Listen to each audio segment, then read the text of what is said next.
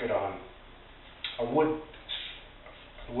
fire. I'm thinking in Spanish, fuego de leña.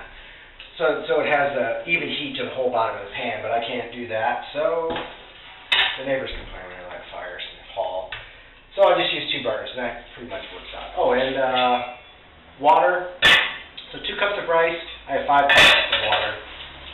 I've got saffron, and I use a little packet of celery and saffron that I put in with the.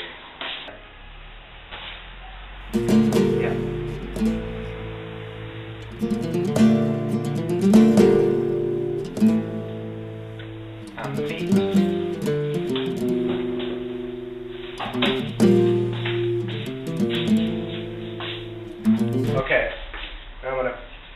I've already put some olive oil in the pan. It's getting heated up.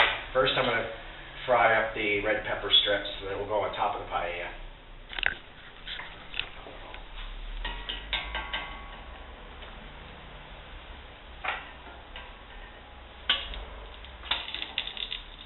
Okay, so I've browned the peppers because they're going to go on top and they don't cook very much.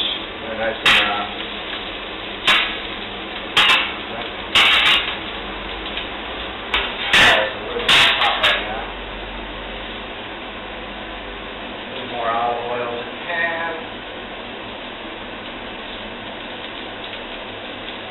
noticing as I narrate this is I'm much more comfortable. I'm much more comfortable narrating this in Spanish than I am in English because okay, put all the meat in the pan. My handy chef tongs.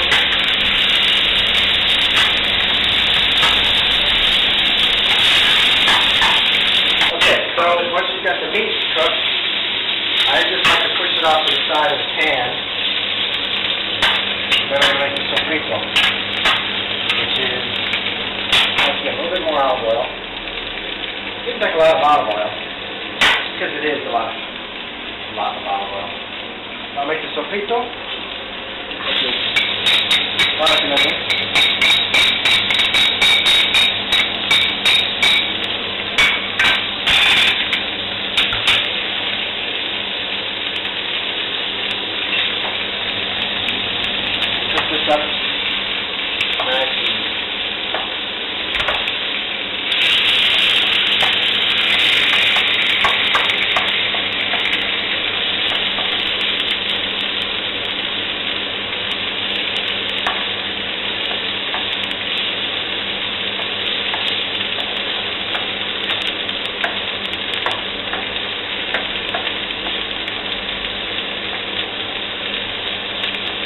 Once this is cooked through, adding the garlic and add the tomato.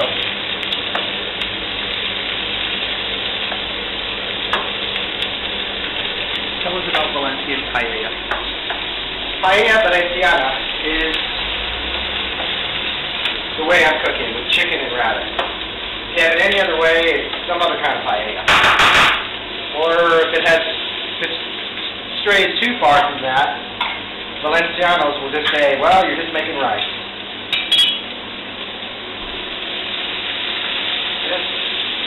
And to make seafood paella, or paella de mariscos, which most Valencian people, they don't even consider that to be paella. This is true paella. The real deal. Real deal. Like I said, it's really easy to make here in Spain because you can buy half a chicken and half a rabbit and already sorted out. You can buy this bean mixture frozen. So it's kind of practically cooked itself. These are called Valenciana. These are called Perona. It's a really wide green bean. These are called Garafo. And these are the Salubia Blanca. Small white beans. Mix this up with the chicken. Next, I'm going to add the water, which I've added the spice mixture right to the water. Pour that in, but that was fairly hot when I put it in.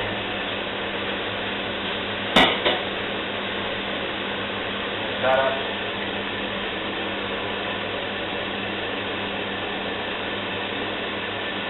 It has saffron in it.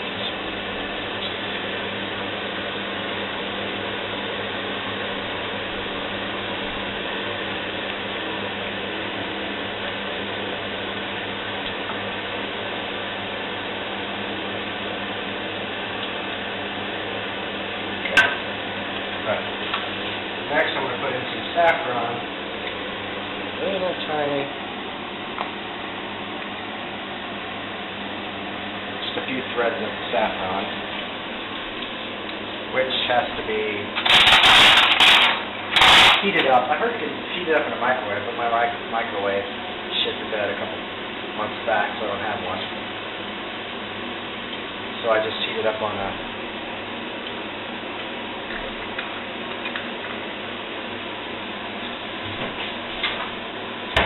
up on the burner for a little bit.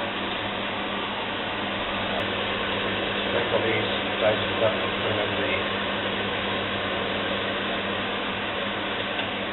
paella. Mix it up. And then this will just sit for about, turn the heat up because I want it to come to a boil.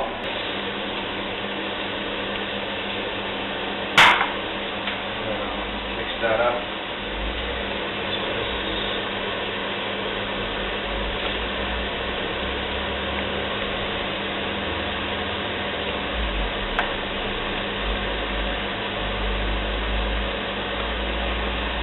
Once this is all together, you don't stir it any longer. That's the whole key to paella. So you got to get it just where you want it. You can shake the pan. Move the pan around, but you don't stir what is actually in it. So make sure that rice is all incorporated into it.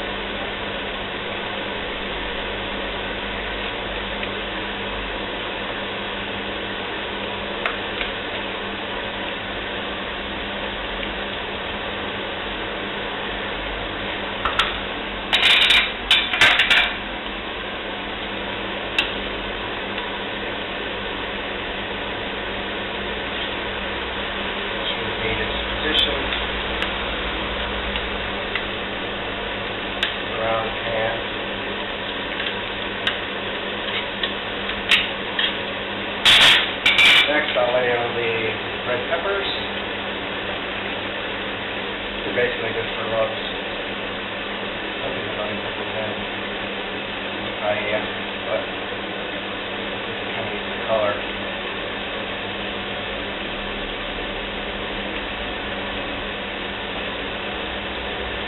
That's enough. And finally, 2 nice sprigs of rosemary, which I picked myself along my route on my bike ride. And that's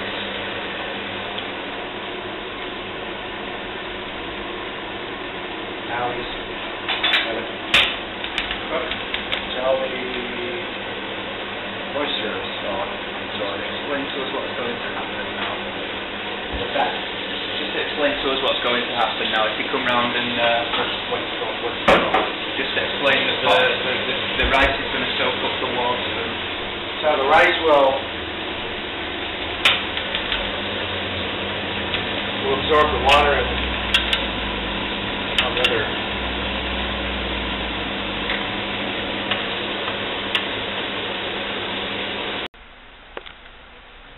This is the finished product.